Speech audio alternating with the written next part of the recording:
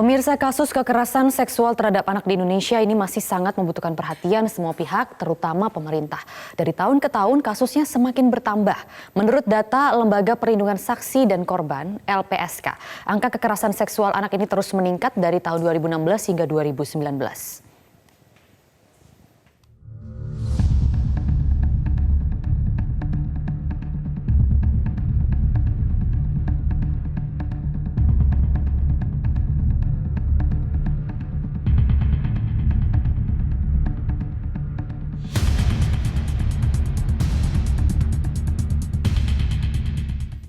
Dari data yang terhimpun tadi, terlihat angka kekerasan seksual pada anak meningkat drastis dari 25 anak pada tahun 2016 menjadi 350 kasus pada tahun 2019. Kasus dugaan kekerasan seksual pada anak di Lampung yang baru saja terjadi ini menunjukkan ironi bahwa anak korban kekerasan ini justru kembali menjadi korban di tempat yang seharusnya menjadi rumah aman baginya. Bagaimana ini bisa terjadi? Bagaimana pengawasan pemerintah terhadap keamanan anak-anak korban kekerasan? Kita akan berbincang dengan Deputi Bidang Perlindungan Anak dari Kementerian PPPA, Bapak Nahar. Selamat pagi, Pak Nahar. Selamat pagi, Mbak Maria. Terima kasih sudah bergabung di Selamat Pagi Indonesia, Pak. Pak, ini seperti yang tadi dikatakan menjadi ironi dan sebenarnya publik itu sudah lelah dengan kasus kekerasan seksual yang selalu meningkat di Indonesia dan kasus di Lampung ini kembali membuat publik semakin geram. Nah, yang ingin saya tanyakan terlebih dahulu sebenarnya apa sih, Pak, kewenangan dari lembaga P2TP2A ini sebagai rumah yang seharusnya melindungi korban tersebut, Pak?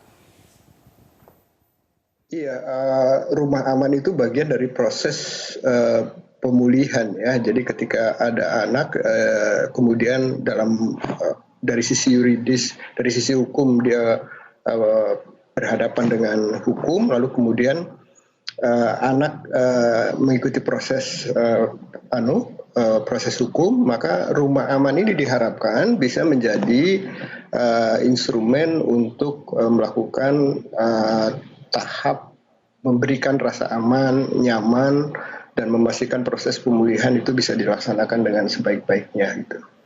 Rumah aman ini siapa yang menaunginya, Pak? Lalu orang-orang di dalamnya itu dari mana, Pak? Iya, jadi di kita ini pernah ada satu klausul di mana dalam Undang-Undang Nomor 21 Tahun 2007 itu kan menegaskan tentang khususnya di pasal 45 dan pasal 46 ya. Jadi tentang klausul di mana setiap kabupaten kota dapat dibentuk pusat pelayanan terpadu. Ini khusus untuk pemberantasan TPPO.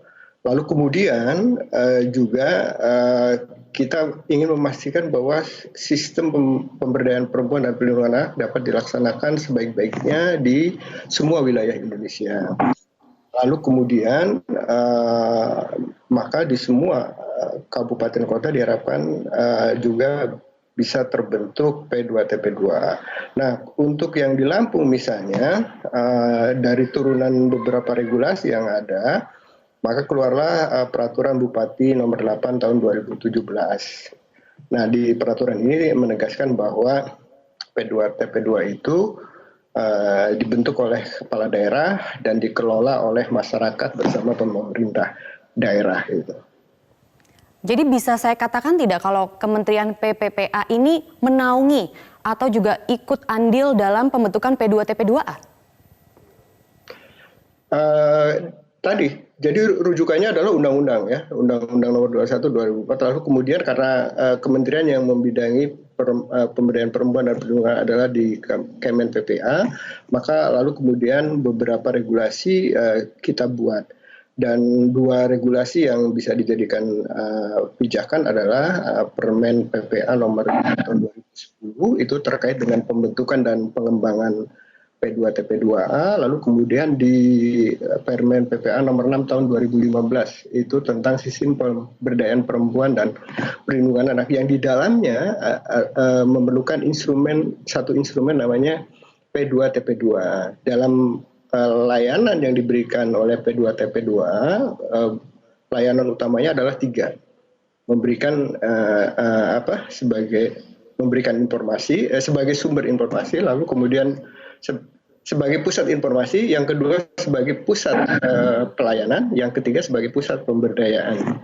Nah, ketika melaksanakan tugas di pusat layanan itu, maka rumah aman diperlukan untuk memastikan bahwa anak-anak dan perempuan korban bisa dilayani dan dijamin keamanan, kenyamanan, dan proses pemulihannya bisa dilakukan dengan sebaik-baiknya. Ya, idealnya kan memang harusnya seperti itu ya Pak, tapi kasus di Lampung Timur ini menunjukkan sebuah ironi yang buruk begitu. Nah ini menurut Bapak mengapa itu bisa terjadi, apa yang salah?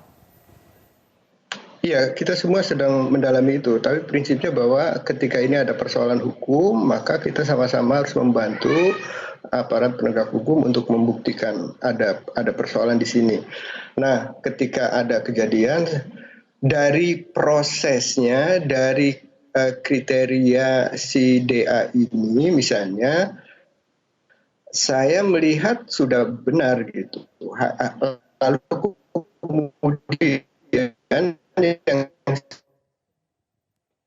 maka kita ingin memahami juga apakah ini dilakukan sebagai kapasitas resmi sebagai petugas P2TP2 atau itu terjadi di luar tugas-tugas yang diberikan oleh pimpinannya misalnya sehingga terjadi lalu kemudian pihak korban dan keluarganya melaporkan ini ke pihak yang berwajib. Iya, Pak Nahar, tapi yang saya belum mendapatkan itu orang-orang yang di dalam P2TP2A itu sebenarnya adalah orang seperti PNS yang bekerja kepada pemerintah atau mereka ini siapa Pak? Ataukah mereka ini adalah orang-orang sekitar saja yang diminta membantu atau bagaimana begitu? Ya, jadi keanggotaannya, sekali lagi saya tegaskan ya bahwa DA itu adalah bukan PNS dan bukan kepala P2TP2A. Jadi posisi DA ini adalah sebagai anggota salah satu dari divisi, namanya divisi pelayanan hukum dan medis. Jadi dia hanya sebagai salah satu petugas atau anggota di bidang itu. Jadi ketika kasus pertama yang pelakunya adalah pamannya, orang terdekat juga, posisi DA adalah tim yang memang mendampingi korban. Nah, selanjutnya ya kita tahu bahwa ada laporan seperti itu. Oke. DA ini adalah bukan PNS dan bukan kepala, tapi dia masuk dari unsur orang yang peduli terhadap perempuan dan anak. Jadi dengan beberapa kriteria itu. DA ini adalah relawan begitu Pak? Ya, relawan yang direkrut untuk membantu P2TP2A melaksanakan tugas-tugasnya. Oke, itu bagaimana penyaringan relawan-relawan yang ada di lembaga-lembaga P2TP2A yang ada di daerah-daerah ini? Karena kan mereka ini kan adalah orang yang paling dekat dengan korban kekerasan seksual. Nah, saya ingin tahu bagaimana penyaringan di setiap lembaga P2TP2A yang ada di daerah-daerah. Iya, sebetulnya kami ya, maksudnya pusat, provinsi dan kabupaten itu sudah membentengi dengan berbagai macam peraturan, termasuk bagaimana mereka bekerja agar sesuai dengan kode etik, lalu kemudian SOP yang ada dan itu pasti ada satu klausul di mana mereka jangan coba-coba melakukan kesalahan, khususnya melakukan pelanggaran terhadap hak-hak anak gitu. Dan itu sebetulnya sudah tegas. Kalau seandainya ini dilakukan, saya juga nggak ngerti kenapa ini bisa terjadi. Sebetulnya kalau dari prosesnya, dari tugas-tugasnya, rasanya nggak mungkin ini dilakukan. Tapi ini kalau ini benar terjadi, kita harus pastikan bahwa ini harus hukum harus ditegakkan dan secara administratif, misalnya harus segera tidak boleh lagi dia melaksanakan tugas di situ. Oke, Pak, ini kan kepolisian menyatakan sebenarnya modus yang dilakukan oleh DA ini sudah cukup lama begitu dilakukan. Nah, yang ini saya tanyakan apa yang akan Kementerian Anda lakukan untuk mengawasi lebih lanjut P2TP2A khususnya di daerah-daerah agar kasus ini tidak terjadi lagi? Oke, jadi ini dua hal ya. P2TP2I itu periodenya 2016 di awal ya di 2010 sampai ke 2018 karena di 2018 itu muncul peraturan Menteri nomor 4 tahun 2018 terkait dengan pembentukan UPTD. Jadi P2TP2 itu mandatnya karena ada Undang-Undang Nomor 21 2007 tentang TPPO itu memberikan mandat dibentuknya P2TP2. Tapi kemudian muncul Undang-Undang Nomor 23 tahun 2014 tentang kewenangan, pembagian kewenangan. Nah, di pembagian kewenangan itu juga Undang-Undang Nomor 23 juga memberikan mandat tentang pengaturan bagaimana menyusun perangkat daerah. Yang salah satunya adalah bahwa dinas atau perangkat daerah yang menangani pemberdayaan perempuan dan perlindungan anak dapat membentuk UPTD. Jadi nanti fungsi-fungsi P2TP2A itu akan beralih menjadi UPTD PPA. Jadi posisi sekarang bahwa P2TP2 itu adalah lembaga layanan atas inisiasi dan dilaksanakan sepenuhnya oleh masyarakat. Jadi bentuk partisipasi masyarakat. Nah, jadi, begitu layanan yang andil Kementerian PPPA saat ini, begitu yang Anda katakan?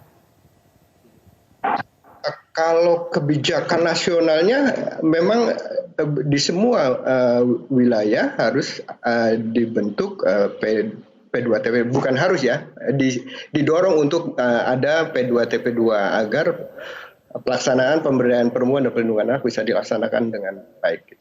Oke, dan seharusnya lembaga ini mendapatkan langsung pengawasan penuh dari Kementerian PPPA, tidak hanya menjadi swadaya masyarakat lagi ya Pak ya. Semoga saja ke depannya bisa seperti itu. Terima kasih Pak Nahar, Deputi Bidang Perlindungan Anak dari Kementerian PPPA.